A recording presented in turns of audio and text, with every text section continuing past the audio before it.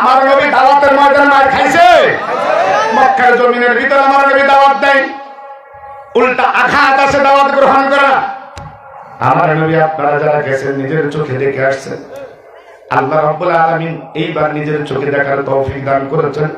সেই মক্কা থেকে তায়েফের জমিন কত দূর, কত উঁচু রাস্তা। আমার নবী হযরত জায়েদ রাদিয়াল্লাহু আনহুকে সাথে করে আল্লাহ নবীর পোষ্যপুত্র জায়েদকে বলে, জায়েদ রে, মক্কার জমিনের ভিতরে আমার কালমা গ্রহণ করে না, দাওয়াত গ্রহণ করে না।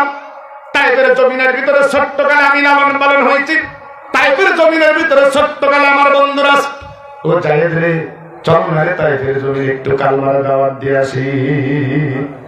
আমার নবী হযরত জায়েদ রাদিয়াল্লাহু আনহুকে সাথে করে তায়েফের জমিনে গেছে। আমার নবীকে তায়েফের জমিনে যাইয়া আমার নবী তায়েফের জমিনে ছোট্টকালের বন্ধুদেরকে ঘুরে ঘুরে তায়েফের জমিনে কালমার দাওয়াত দিছে। আমার নবীর কালমার দাওয়াত তায়েফবাসীরা মানে নাই। শুধু মানে নাই তাই নয়, আমার নবীর উপরে বড় বড় পাথর নিক্ষেপ করে হত্যা করার পরিকল্পনা করেছে। কথা বলেন ঠিক না ঠিক? আরো জোরে বলেন ঠিক না ঠিক?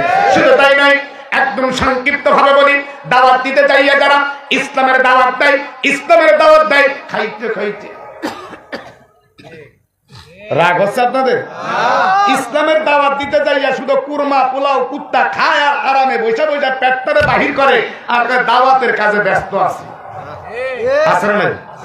আমার নবী দাওয়াত দিতে গেলেন, আমার নবীর মতো দাওয়াত কে দিতে পারবে? তায়েফবাসীরা আমার নবীর দাওয়াত গ্রহণ করে নাই।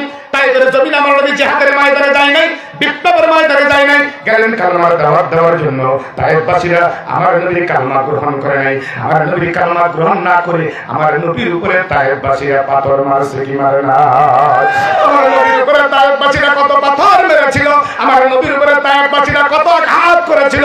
আমার নবীর উপরে তায়েফবাসীরা পাথর মারতে মারতে মারতে মারতে আমার নবীর উপরে পাথর মারে, ফিক্কি দিয়ে রক্ত বাহির হয়। আমার নবী বলে, জায়েদ রে, দে না, তোর কাছে কাপড় আছে নাকি? জায়েদের কাছ থেকে কাপড় নেই, সংক্ষিপ্ত কথা আমার নবী মুছে দেয়। আমার নবী মুছে আবারও আঘাত করে, আবারও ফিক্কি দিয়ে রক্ত বাহির হয়। মুছতে মুছতে এমন একটা সময় আমার নবী আর কথা বলতে পারে না। আমার নবীর শরীরগুলো সাদা হয়ে গেছে, যে আঙ্গুর বাগানে এক কোণায় আমার নবী বসেছিলেন। আল্লাহ রাব্বুল আলামিন নিজের চোখে সেই জায়গাটা দেখার তৌফিক দান করেছেন। ওই জায়গায় আমার নবী বসে গেলেন। আমার নবী কথা বলতে পারে না, থরথর করে আমার নবী কাঁপতেছে। তখন তায়েফবাসীরা আমার নবীকে পাথর মারা বন্ধ করে নাই। আমার নবী দেখতে বলে, জায়েদ রে, তোর কাছে কাপড় থাকলে কাপড় দে। জায়েদ বলে, নবী গো, আর কোনো কাপড় নাই। তখন তায়েফবাসীরা আমার নবীকে আঘাত করা বন্ধ করে নাই, আবার রক্ত বাহির হয়। আমার নবী একটি হাত দিয়ে রক্ত মুছতে, জায়েদ রাদিয়াল্লাহু আনহু আর সহ্য করে থাকতে পারে নাই। জায়েদ বলে, নবী গো, যেই রক্ত শরীর থেকে একবার বাইরে হয় গো নবী, ওই রক্ত আর শরীরে প্রবেশ করে না।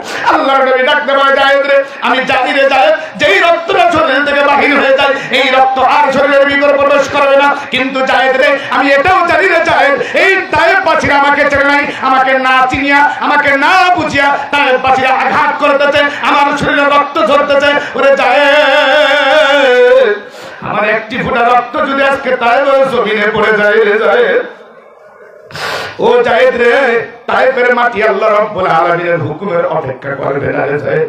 জায়েদ রে, তায়েফের মাটিটা উল্টাইয়া দিবে, তায়েফবাসীগুলোকে ধ্বংস করে দেবে। ও জায়েদ রে, আমি রাহমাতুল লিল আলামিন, আমি রাহমাতুল লিল আলামিন যেই জায়গার ভিতরে থাকবো সেই জায়গায় আল্লাহ রাব্বুল আলামিন গজব দিবে, এটা আমি নবী সহ্য করতে পারি না। আমার নবী রক্ত মাখা দুইটা হাত আল্লাহর দরবারে তুলে দিলেন, থরথর করে ঠোঁটগুলো কাঁপতেছে। আমার নবী ডাক দেওয়ার কথা বলতে পারে না, ডাক দেওয়ার আল্লাহ রাব্বুল আলামিন বলে, ওরে মালিক, তায়েফবাসীরা আমাকে চেনে নাই, না চেনার কারণে আঘাত করেছে, রক্তাক্ত ঝরিয়েছে, আমার শরীরে থেকে রক্ত ঝরিয়েছে, আমার কোনো অভিযোগ নাই, আমার কোনো অভিযোগ নাই। মাবুদ গো, তোমার দরবারে ফরিয়াদ, তায়েফবাসীগুলোকে গজব দিয়ে ধ্বংস করো না।